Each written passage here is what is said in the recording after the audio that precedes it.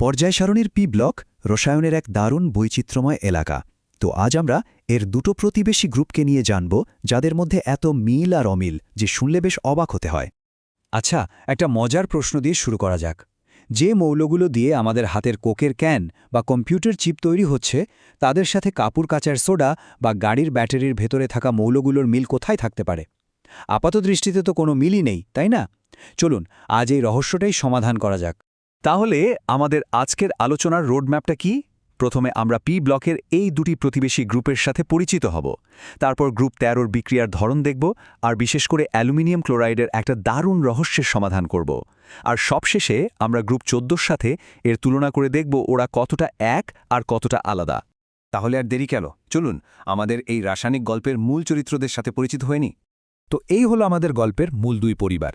একদিকে আছে গ্রুপ ১৩, মানে বোরন পরিবার। এখানে বোরনের মতো অপধাতু যেমন আছে, তেমনি অ্যালুমিনিয়াম গ্যালিয়ামের মতো পরিচিত ধাতুও আছে। আর তার ঠিক পাশেই গ্রুপ ১৪, কার্বন পরিবার। এখানে বৈচিত্র্যটা আরও বেশি।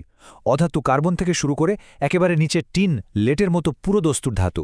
আর একটা জিনিস খেয়াল করুন, দুটো গ্রুপেই ওপর থেকে যত নিচে নামা যায়, ধাতব ধর্ম ততই বাড়তে থাকে। বেশ, বেসিক পরিচিতি তো হলো। এবার একটু গভীরে যাওয়া যাক, কি বলেন? আমরা এখন ফোকাস করব আমাদের প্রথম কেস স্টাডি, মানে গ্রুপ ১৩-এর ওপর। দেখব এর রাসায়নিক চরিত্রটা ঠিক কেমন। আসলে গ্রুপ ১৩র মৌলগুলো তাদের এস ব্লকের প্রতিবেশীদের মতো অতটাও সক্রিয় না। মানে এদেরকে বিক্রিয়া করানোর জন্য একটু ধাক্কা দিতে হয়। তাই এদেরকে অক্সিজেন, ক্লোরিন বা নাইট্রোজেনের সাথে বিক্রিয়া করাতে বেশ ভালো তাপমাত্রার প্রয়োজন পড়ে। আর তার ফলেই তৈরি হয় অক্সাইড বা ক্লোরাইডের মতো যৌগগুলো। আর এই ব্যাপারটা কিন্তু দারুণ। এটা উভধর্মিতার একটা চমৎকার উদাহরণ। দেখুন, অ্যালুমিনিয়াম অক্সাইড প্রয়োজনে অ্যাসিডের সাথে ক্ষার হিসেবে বিক্রিয়া করছে, আবার ক্ষারের সাথে অ্যাসিড হিসেবে। মানে এর কোনো নির্দিষ্ট চরিত্র নেই, পরিস্থিতি বুঝে রূপ পাল্টাতে পারে। আচ্ছা, পানিতে ফেললে কি হয় এদের? অ্যালুমিনিয়াম ক্লোরাইডের মতো যৌগগুলো পানিতে দিলেই ভেঙে যায়। এর কারণ হলো উচ্চ পোলার আয়ন। সহজ করে বললে, অ্যালুমিনিয়াম আয়ন জলের অণুকে এতটাই জোরে টানে যে জলের অণুটাকেই ভেঙে ফেলে। এই প্রক্রিয়াটাকেই আমরা বলি আর্দ্র বিশ্লেষণ, আর এর ফলে তৈরি হয় অ্যালুমিনিয়াম হাইড্রক্সাইড আর হাইড্রোক্লোরিক অ্যাসিড। এবার চলুন আমরা আমাদের অনুসন্ধানের সবচেয়ে রহস্যময় অংশে যাই। একটা সত্যিকারের রাসায়নিক ধাঁধা অপেক্ষা করছে আমাদের জন্য। AlCl3 সংকেতটা দেখতে তো একদম পারফেক্ট, কোনো সমস্যা তো চোখে পড়ছে না। তাহলে প্রশ্ন হলো, এই যৌগটা একা একা থাকতে পারে না কেন? কি এমন সমস্যা এর? চলুন এই ধাঁধার সমাধানই আমরা এখন করব। এই ধাঁধার উত্তর লুকিয়ে আছে একটা ছোট্ট কিন্তু খুব শক্তিশালী ধারণার মধ্যে, আর সেটা হলো চার্জ ঘনত্ব বা চার্জ ডেন্সিটি। সোজা কথায়, একটা ছোট্ট জায়গায় কতটা চার্জ জমা হয়ে আছে। ভাবুন, এটা একটা চুম্বকের মতো। চার্জ ঘনত্ব যত বেশি, তার আকর্ষণ শক্তিও তত মারাত্মক। এবার এই চার্টটা দেখুন, পার্থক্যটা একদম চোখে পড়ার মতো। সোডিয়াম বা ম্যাগনেসিয়ামের তুলনায় অ্যালুমিনিয়াম আয়নের চার্জ ঘনত্ব কোথায় গিয়ে ঠেকেছে? প্রায় দ্বিগুণ বা তারও বেশি। মানে এটা একটা সুপার ম্যাগনেটের মতো কাজ করে। আর অ্যালুমিনিয়ামের এই প্রচণ্ড চার্জ ঘনত্বের কারণেই একটা বড় সমস্যা তৈরি হয়। অ্যালুমিনিয়াম ক্লোরিন বন্ধনটা আয়নিক না হয়ে অনেকটাই সমযোজী হয়ে পড়ে।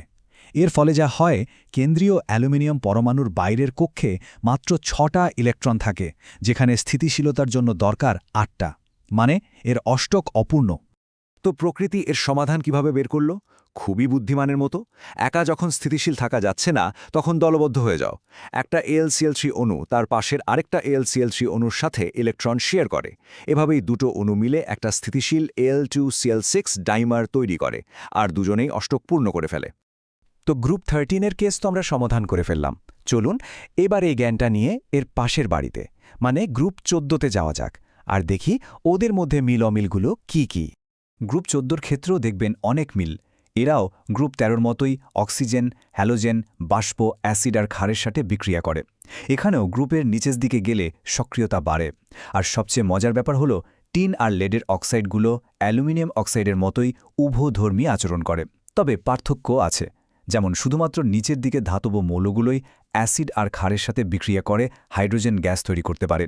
এই টেবিলটা পুরো ব্যাপারটা এক নজরে বুঝতে খুব সাহায্য করবে।